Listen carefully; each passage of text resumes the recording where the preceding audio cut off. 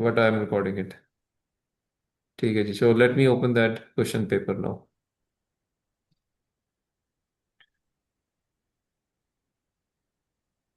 जी रिदा, आपको कुछ याद है कि सवाल क्या था? कुछ अगर आपको वैसे कुछ याद हो तो बताएं। सर कोई training sets data training testing वाला कुछ था। ट्रेनिंग टेस्टिंग वाला तो चले मैं देखता हूँ कि सर आपका बिल्कुल प्रिपेयर। लास्ट में था। ओके, लेट मी सी।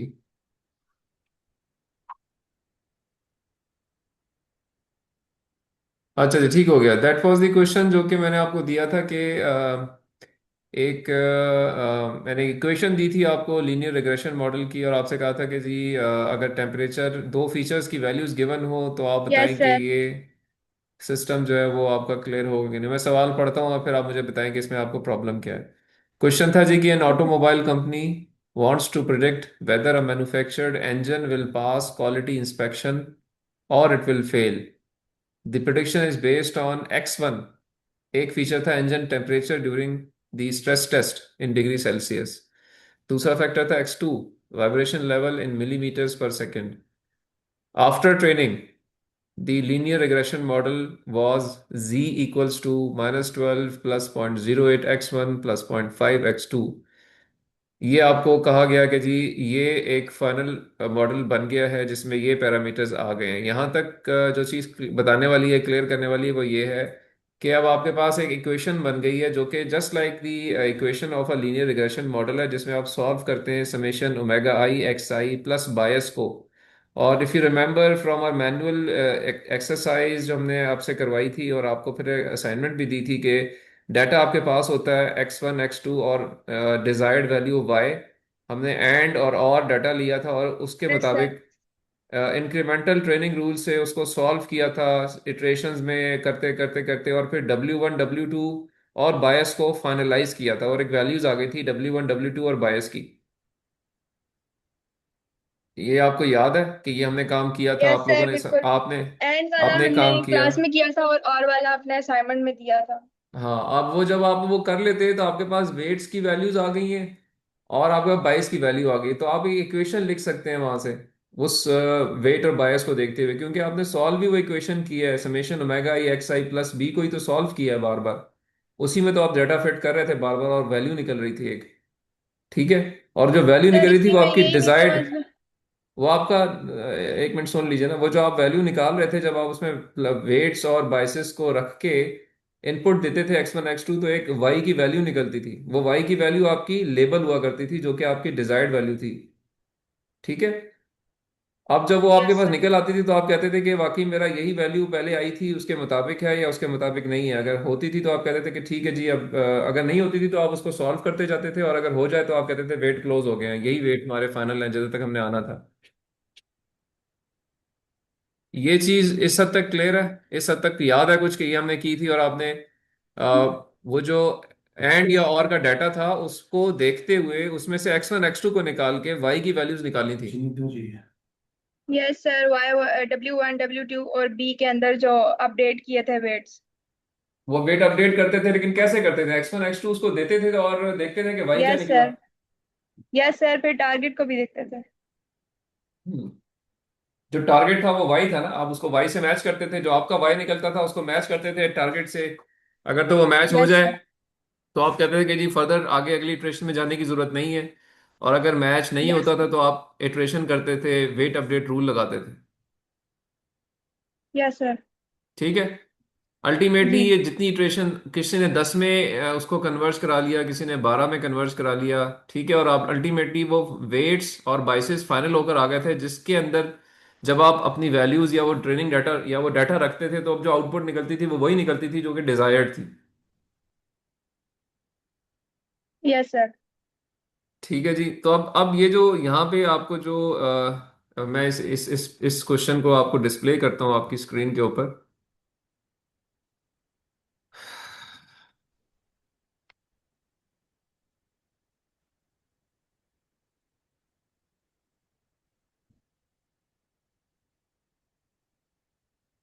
अब ये सबको नजर आ रहा होगा।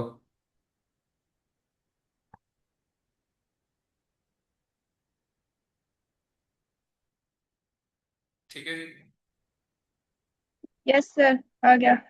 अच्छा देखिए, अब इस सवाल को जरा पिछले वाले अपने जो आपने हल किया उससे लिंक करने की कोशिश करें। क्या बताया जा रहा है कि जी एक चीज है जो कि क्वालिटी टेस्ट है, यानी क्वालिटी टेस्ट आपका वाई है, या इधर उसको जी लिखा हुआ है लेकिन वो बेसिकली आपकी आउटपुट वैल्यू है, लेबल है, जिसको लिंक किया हुआ है दो वेरिएबल से। और वो दो वेरिएबल्स हैं, एक x1 है इंजन का टेम्परेचर और x2 है उसका वाइब्रेशन लेवल। तो जिस तरह आप x1 x2 वहां पे प्लेस कर रहे थे, वो x1 x2 यहाँ पे नाम दे दिए गए कि ये x1 है ये x2 है, और अल्टीमेटली पूरे सिस्टम में कुछ डाटा होगा, उससे इसको इटरेट कराते कराते कराते यहाँ तक आके क्लोज किया गया होगा कि जी ये वेट्स और बाइसेस फाइनल हो गए। यहाँ पे वेट नंबर वन W1 है 0.08, वेट नंबर टू है 0.5 और बायस है -12 इस इक्वेशन के अंदर। ये सवाल यस सर। यहां तक आपको उस पूरे प्रोसेस से गुजारने के बाद दिया गया है। समझें कि किसी ने आपके लिए वो डाटा की बेस के ऊपर इसको इटरेट करते करते यहां पे आके आपके फाइनल वेट्स और बाइसेस दे दिए हैं, तो ये इक्वेशन बन गई है। यहां तक तो ये चीज है। क्या ये चीज समझ आई यहां तक? जी सर। अच्छा, अब देखिए वो आपको अब ये इक्वेशन मिल गई ना, अब आपसे क्वेश्चन इसके ऊपर हो रहा है कि जी ठीक है, अब ये ये तो अब आपने मुझे ट्रेन। बता। सॉरी, क्या कह रही हैं? जी सर। आपका नहीं सवाल सर, क्या है, कुछ नहीं। सॉरी? सर, सर मैंने यही मुझे यही नहीं पता चल रहा था कि इस पे लीनियर रिग्रेशन जो है वो हो रही है। अभी मैंने इसको लिंक किया है ना, वो जो पिछले आपने जो भी वो इपॉक्स वगैरह पढ़ाए थे, और एंड और से लिंक किया है इसके एक्स और वन जो वेट्स हैं, तो ये उसी से हो रहा है। बस मुझे ये क्वेश्चन एक दफा देखना था। अच्छा, मैं इसको क्लियर फर्दर कर देता हूँ ना, देखें आगे भी चलते हैं। मैं इसको आपको सिर्फ बताना क्या चाह रहा हूँ कि देखें, जब सवाल आते हैं ना, सवाल इस तरह के हजारों बन सकते हैं।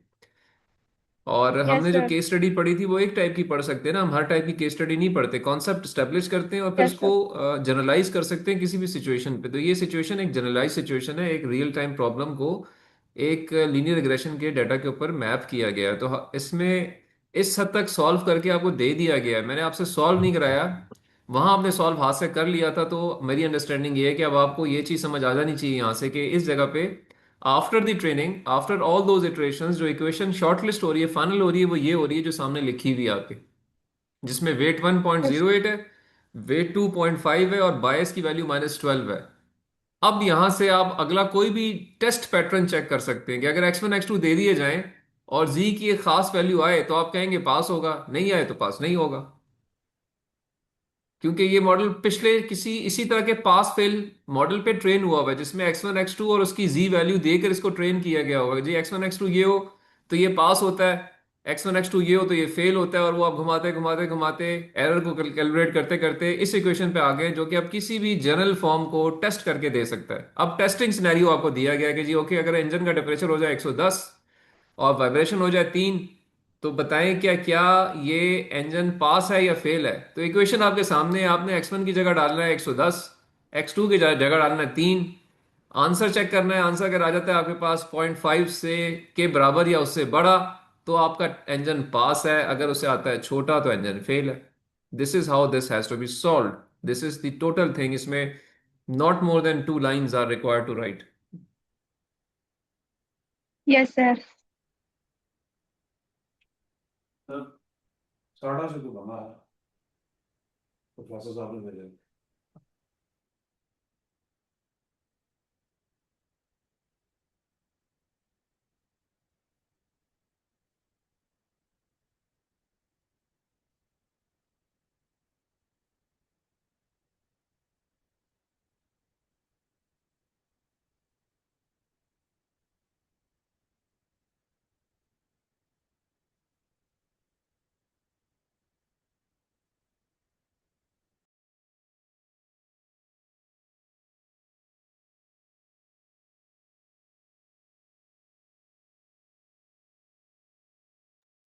अच्छा जी, अभी आपको मेरी ये बात यहां तक समझ आ गई, इस सवाल को हल करने का तरीका समझ आया है? सबको आया है या यस सिर्फ सर। वेदा को ही आया है? बाकी लोगों का क्या जवाब नहीं आया मुझे अभी तक? जी सर जी। हमाद मुगल, हमाद आप लास्ट क्लास में थे? नो सर, लास्ट क्लास में नहीं था मैं वो बताया था, मैंने जाना था। अच्छा, आपने जाना था, कहाँ जाना था सर आपने? सर वो इमरजेंसी हो गई थी, तो उससे भी पिछले में मैंने उसको दे दी थी ईमान साजिद को असाइनमेंट्स। मेरा चालान हुआ था रास्ते में, तो आईडी कार्ड उन्होंने ले लिया था, फिर मैंने असाइनमेंट्स यूनिवर्सिटी में पकड़ा दी, तो अपना लेने गया था आईडी कार्ड चालान जमा करवा के। अच्छा अच्छा, चलो खैर ठीक हो गया, नो इश्यूज। मैं अभी सिर्फ आपसे पूछ रहा हूँ कि जी ये सवाल जिस तरह करना है, अगर आपने क्लास अटेंड की थी और क्लास में हमने वो मैनुअल सवाल आपने खुद किया था, तो क्या अब आपका दिमाग इसके साथ अलाइन हो गया है कि सवाल किस तरह से दिया गया और पूछा क्या गया इसके अंदर? समझ आ गई सर अब। पहले पेपर में थी कंफ्यूजन, लेकिन अभी क्लियर है। जी, और बाकी आपके अलावा अली शाह जेब, अजान,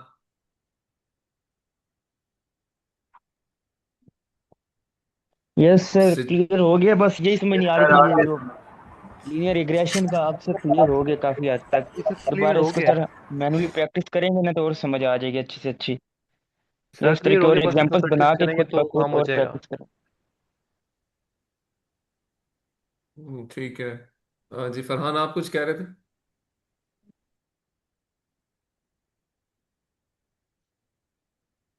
सर मैं कह रहा हूँ कि मुझे समझ आ गई, बस ये तो प्रैक्टिस करके सर क्लियर हो जाएगा सब कुछ। अच्छा जी, फरहान,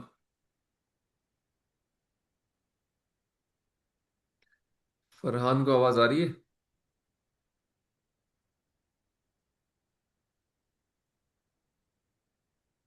जवाब नहीं सर देंगे तो फिर आवाज आ मजा नहीं रही आएगा। है, बोल रहा था आ गई है समझ।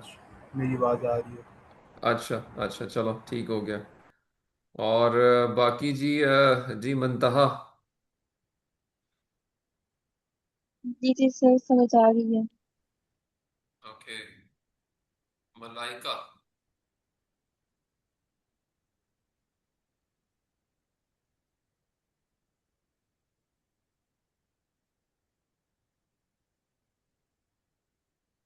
जी मलाइका से मैं बात करना चाह रहा हूँ, आवाज आ रही है आपको जी? यस सर, आ रही है। आपको समझ आया ये जो सवाल मैंने अभी एक्सप्लेन दोबारा किया एक दफा, तो कुछ समझ आई है? या जी क्योंकि जी। क्लास में तो शायद आप आती नहीं है, तो क्लास के पर्सपेक्टिव से चीजें कवर की हुई हैं, या बिल्कुल कोई दूसरी जुबान लग रही है मेरी? सर मैं आती हूँ, और, और मैं अच्छा, ऑनलाइन भी लेती कुछ, हूँ। अच्छा क्वेश्चन की समझ आ गई आपको कि ये सवाल कैसे करना था? Yes sir.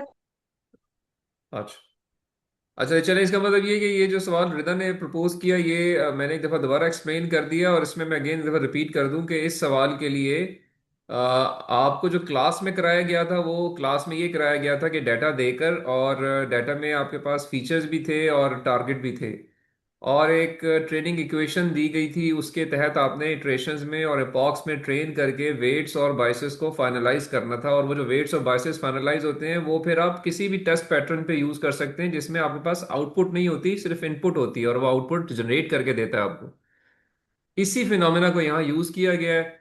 इक्वेशन आपको दे दी गई है इस पर्सपेक्टिव से कि ये ट्रेनिंग के बाद की इक्वेशन है, और फिर आपसे एक टेस्ट सिनेरियो पूछा गया है कि अगर ये हो तो आप बताएं कि इस इक्वेशन के अंदर इसको अपने यूज करना है, इसका कॉन्सेप्ट जो है वो लीनियर रिग्रेशन का कॉन्सेप्ट है, वो आप पढ़ चुके हैं। तो आपको फौरन समझना चाहिए कि हाँ जी, क्योंकि ये ट्रेन्ड मॉडल है और इसने टेस्ट रिजल्ट्स देने हैं, तो मैं फीचर्स दूंगा तो ये मुझे एक रिजल्ट देगा, और रिजल्ट के बेस पे मैं डिसीजन कर सकता हूँ कि क्या फैसला मैंने करना है, क्या ये पास हुआ है या फेल हुआ है, जो इसमें एक एक्सप्लेन करके शुरू में थोड़ा प्रीमाइस दिया भी गया है। तो अगेन, अंडरस्टैंडिंग किसकी चाहिए? लीनियर रिग्रेशन का मॉडल होता क्या है, लीनियर रिग्रेशन इटसेल्फ होती कैसे है, उसकी इक्वेशन फाइनलाइज होती कैसे है, और फिर अल्टीमेटली उसको कैसे इस्तेमाल किया जाता है फॉर टेस्टिंग केसेस या for unknown scenarios where your output is not with you, and you decide based upon the output of the equation. इसकी बेस पे फैसला करते हैं आप। यही सवाल आपसे इसके अंदर किया गया था। अच्छा जी, ठीक हो गया। अगर ये क्लियर है तो we can now discuss anybody's else query first, कि हाँ जी, फलां टॉपिक मैंने क्लास में आपसे पढ़ा था, लेकिन मुझे इसमें फलां कोई एक चीज़ जो है वो मज़ीद समझा दें या बता दें। तो मैं पहले अगेन आपसे ही सवाल करूंगा कि बताएं, कोई आपकी क्वेरी है रिदा की तरह तो पूछें। आई अप्रिशिएट रिदा कि उन्होंने एक क्वेश्चन जहन में था, उन्होंने पूछा है। This is good of her, nice of her, that it shows कि she is interested to understand something which was creating some problem for her. So मैं ये सबसे एक्सपेक्ट करता हूँ कि सबके पास कुछ ना कुछ इस तरह का सवाल होगा। तो पूछें जी, आप अलाउड है, एनी क्वेश्चन।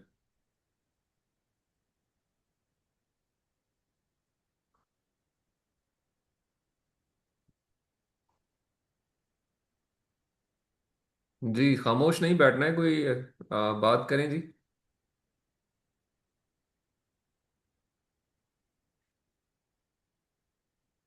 सर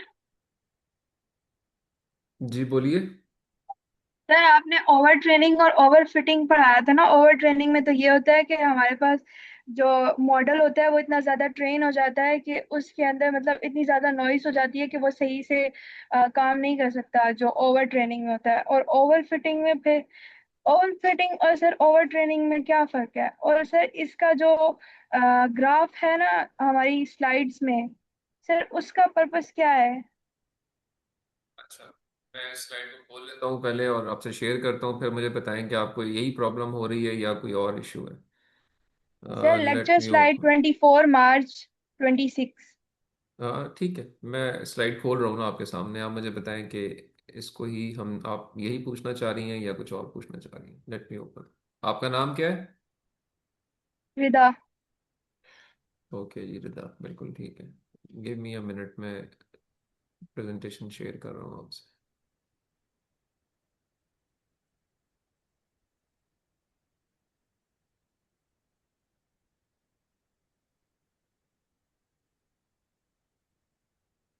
अच्छा जी, क्या ये इस स्लाइड की बात कर रही हैं आप? Over training. ये सर हमने यहाँ पे, ये हमने दो स्लाइड्स दिखाई थी, उसके बाद हमने इस पे कुछ बात की थी। इसकी बात कर रही यस हैं? सर यही। Yes sir yes sir. अच्छा। अच्छा देखिए, जो ओवर ट्रेनिंग या ओवर फिटिंग है ना, दोनों एक ही चीज के दो नाम है। ओवर फिटिंग होती है उस वक्त है जब ओवर ट्रेनिंग की जाए। ओवर फिटिंग क्या है सर कि लेकिन ये ओवर वाला, फिटिंग में तो हमारे पास ओवर फिटिंग में तो हमारे पास न्यू डेटा सेट्स नहीं आते। न्यू डेटा सेट्स आते हैं तो जो मॉडल होता है वो सही से ज्यादा अच्छे तरीके से समझ सकता है। नहीं नहीं देखें, ये है ना आपके पास रिक्वायरमेंट ये होती है किसी भी एक मशीन लर्निंग मॉडल की। अच्छा, अगर इन केस ये लिंक अगर एक्सपायर हो, काइंडली सेम लिंक को ज्वाइन कीजिएगा। आप सबको मैं बता दूं, ठीक है, क्योंकि टाइम थोड़ा सा इसमें 10 एक मिनट बाद ये खुद ही मीटिंग खत्म होगी। अच्छा देखिए, ये आपने जब ट्रेनिंग करते हैं तो आप ट्रेनिंग कुछ डाटा पे करते हैं और आपका ख्वाहिश ये होती है कि आप अप्रोक्सीमेशन करें। लाइक ये जो कर्व्स नज़र आ रहे हैं आपको, ये अप्रोक्सीमेट कर्व्स हैं दो टाइप के प्रॉब्लम्स के लिए। अगर क्लासिफिकेशन कर रहे हो या आप रिग्रेशन कर रहे हो, तो आप अप्रोक्सीमेटली अपने डाटा को मैप करने की कोशिश कर रहे हो। This is what is required by any machine learning model, कि इसको सिंप्लीफाइड होना चाहिए। ऑन दी कंट्रेरी, जब आप डाटा सिस्टम को चाहते हैं कि जी मैं इतना ज़्यादा इसको अच्छा ट्रेन करूं कि वो कुछ इस तरह की प्रोडिक्शन शुरू कर दे, यानी ये डॉटेड लाइन वाला जो कॉन्सेप्ट है वो आ जाए, कि आप बिल्कुल एग्जैक्ट मैप करें रिग्रेशन के ऊपर भी, पॉइंट टू पॉइंट चलें। यानी आपका मॉडल पॉइंट टू पॉइंट चल रहा हो, या जो आप क्लासिफिकेशन कर रहे हो उसमें भी बिल्कुल क्लियर कट बाउंड्री बन रही हो दो क्लासेस के दरमियान। तो इस तरह के केसेस जो होते हैं ना, इनको हम कहते हैं कि हमने सिस्टम को ओवर ट्रेन कर दिया है। ओवर ट्रेन कर दिया है तो मीन्स हमने उसकी उसकी फिटिंग ज्यादा कर दी है, ओवर फिट कर दिया है, more than the require fitting. Fitting क्या होती है कि आपने मॉडल, क्योंकि आप तो ये मॉडल की टर्म्स में बात कर रहे हो ना, मशीन लर्निंग मॉडल आपने फिट किया है टू द डाटा, तो उसको उतनी यस फिटिंग नहीं चाहिए थी जितनी आपने फिटिंग कर दी है।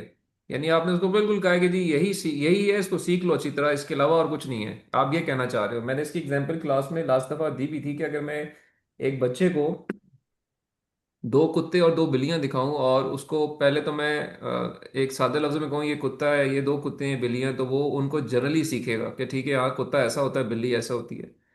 बट अगर मैं उसको इतना दिमाग में हैमर करूं कि नहीं ये कुत्ता है और यही कुत्ता है, कोई और कुत्ता कुत्ता नहीं होता, तो फिर क्या होगा कि वो बच्चा, उसका दिमाग खराब हो जाएगा। वो हर किसी और चीज को other than those two dogs and two cats वो कुत्ता मानने से इनकारी हो जाएगा। यानी आपने उसको इतना उसके दिमाग को ट्रेन किया है, ओवर ट्रेन कर दिया, ओवर फिट कर दिया कि जी ओवर फिटिंग क्या, उसको इसी डाटा पे फिट कर दिया जो उसको दिखा रहे हो कि बस यही डाटा है और कुछ नहीं है। तो हमने हमने सीखना होता है, जनरलाइजेशन सीखनी होती है हर चीज की। हमने अपने आप को फिट करना होता है डाटा के लिहाज से फिट करना होता है मॉडल को, लेकिन इतना फिट नहीं करना होता कि वो ओवर फिट हो जाए। मोर देन द रिक्वायरमेंट, यहाँ ओवरफिटिंग का मतलब है मोर देन द रिक्वायरमेंट, जो कि ये कर्व्स यस दिखा सर। रहे हैं। ठीक है। Yes sir. तो इसलिए overfitting is in fact over training. Both are the interchangeable words, दोनों एक ही का नाम है।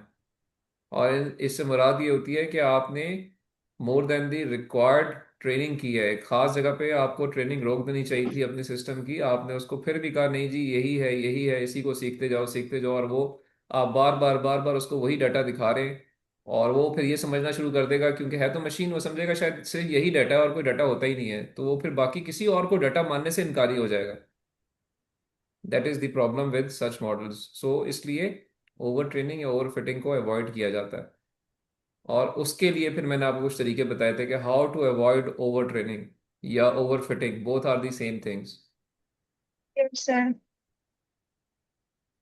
ये एग्जांपल और भी दी थी मैंने आपको जी कि ये अगर डाटा गिवन है और मैं इसको बड़ा स्पेसिफिकली ट्रेन करूं और इस तरह का कहूंगा जी कि ये बाउंड्रीज इसकी बनती हैं, तो अब चूंकि इस सिस्टम तो ये सीख लिया कि जी यही बाउंड्रीज हैं, मैंने इसको इतना ज्यादा मतलब पुश किया कि जी आपने बिल्कुल एग्जैक्ट करना है, तो अब वो ये बाउंड्रीज बन गई हैं। तो जैसे ही डाटा और सिस्टम में ऐड होगा, वो उसके लिए मॉडल फेल हो जाएगा, क्योंकि वो उनको उनको मानेगा ही नहीं कि जी ये डाटा भी हो सकता है इस तरह का, क्योंकि आपने उसको बहुत ज्यादा ओवर ट्रेन किया हुआ है या उसको सर ओवर मतलब फिट डेटा किया जो हुआ है है। वो कॉम्प्लेक्स नहीं होना चाहिए, मतलब हमने कम से कम डेटा जो है वो ट्रेन करवाना। आप इसको इस तरह समझें कि डाटा कम होना या ज्यादा होने से फर्क नहीं पड़ता, आपने उसको ट्रेन इतना करना है कि वो उसके जनरल फीचर्स को सीखे, उसकी डिटेल्स में ना जाए। ठीक है। Yes sir. आप इंसानों के पर्सपेक्टिव से सोचें ना कि आप बच्चे थे और आपको जब अपने वालिदैन ने सिखाया, कोई भी चीज़ सिखाई है आपको, तो आपको एक सुटेबल तरीके से सिखाया। आपको ये मजबूर नहीं किया कि यार यही वो चीज़ है जो उसके अलावा दुनिया में और कोई ऐसी चीज़ एग्जिस्ट नहीं करती, उन्होंने ऐसा नहीं कभी किया होगा। अगर वो ऐसा करेंगे यस। तो फिर आप ओवर ट्रेन हो जाएंगे, आप ओवरफिट हो जाएंगे, फिर आप किसी और के साथ ठीक तरीके से बिहेव नहीं करेंगे या उसको नहीं मानेंगे। मैं अगेन रिपीट कर रहा हूँ, जिंदगी भर हम यही काम कर रहे हैं, और आप क्लासिफिकेशन कर रहे हैं या रिग्रेस कर रहे हैं, अप्रोक्सीमेशन कर रहे हैं या क्लासिफाई कर रहे हैं। तो सबसे पहला काम जो मैं और आप ये बच्चे सीखते हैं, वो क्या सीखते हैं, वो आप अपने पेरेंट्स को सीखते हैं ना, माँ बाप को सीखते हैं कि मेरी माँ है, मेरा बाप है।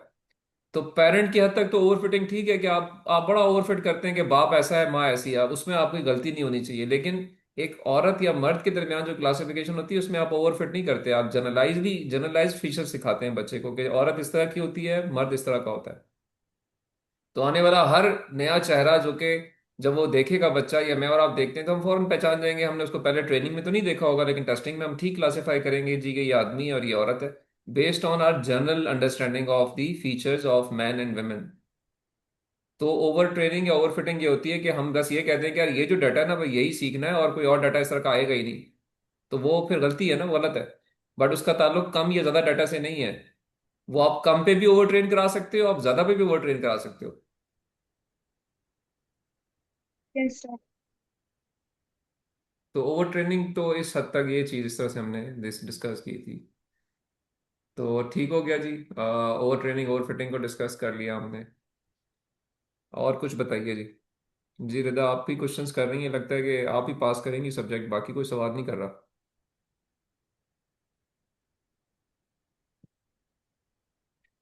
देखिए मैं अगेन रिपीट करूंगा कि मेरा जो सब्जेक्ट है ना उसका ताल्लुक इस चीज़ से बिल्कुल नहीं है कि आपके नंबर कम आ रहे हैं ना आपके नंबर ज़्यादा आ रहे हैं। मैं बिलीव करता हूँ कि क्लास पार्टिसिपेशन अगर अच्छी है और आप क्लास में बात कर रहे हैं और आप जो है ना लॉजिकल बात कर रहे हैं, बेशक नंबर नहीं भी आ रहे, तो you deserve a passing grade.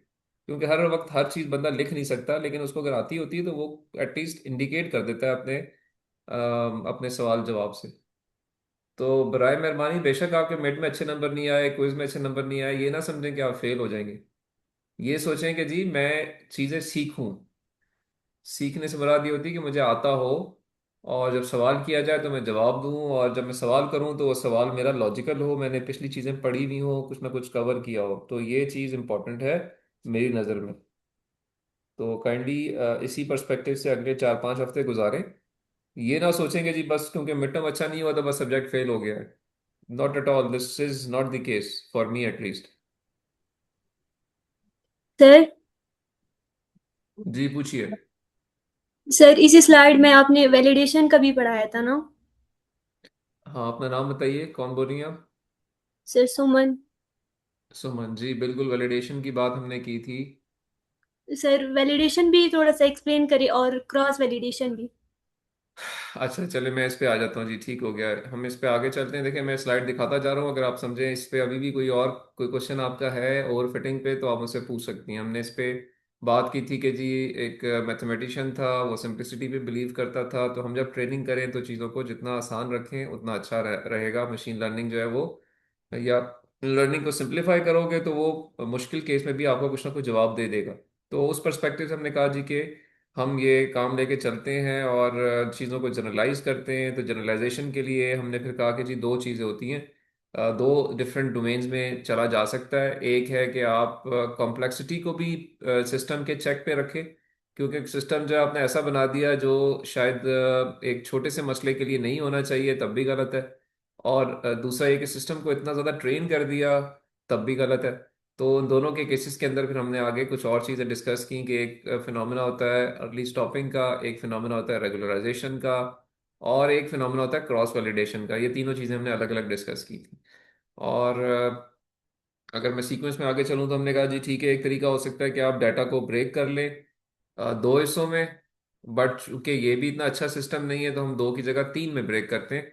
और इन्हीं स्लाइड पे आगे चलते जाए हम, तो इस जगह हमने कहा था कि तीन हिस्सों में ब्रेक कर लें और वैलिडेशन का डाटा अलग रखें, और कुछ इस तरह का ब्लॉक डायग्राम चलाएं during the machine learning model training. और वो ये कि आप ट्रेन करें ट्रेनिंग डाटा के ऊपर, और tweaking of the hyper parameter करें वैलिडेशन डाटा के ऊपर।